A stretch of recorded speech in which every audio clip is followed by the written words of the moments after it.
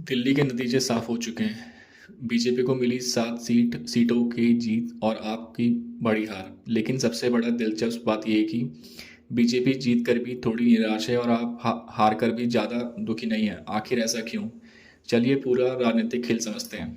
BJP ने 7 सीटें जीती फिर भी निराश क्यों? वोट शेयर उतना बड़ा नहीं।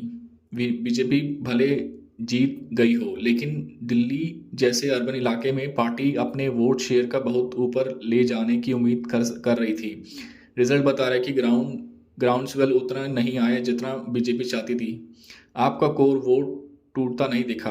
बीजेपी को ये डर है कि आपका हार्डकोर वोट बैंक अभी भी इंटैक्ट है, यानी एंटी इनकम्बेंसी एकदम साफ नहीं दिख रही।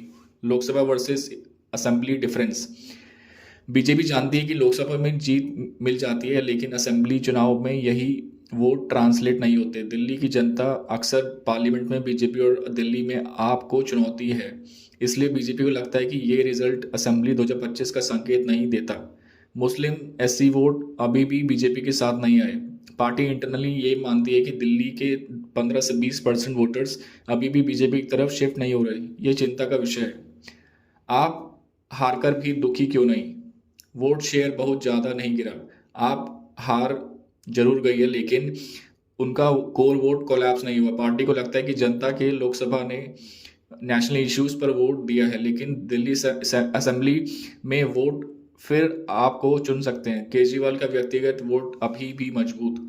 पार्टी डेटा कहता है कि दिल्ली मॉडल ऑफ गवर्नेंस अभी भी लोगों के दिमाग में बैठा हुआ है। मतलब आपको ये रिजल्ट खतरे की घंटी नहीं बल्कि वेकअप कॉल दिखता है।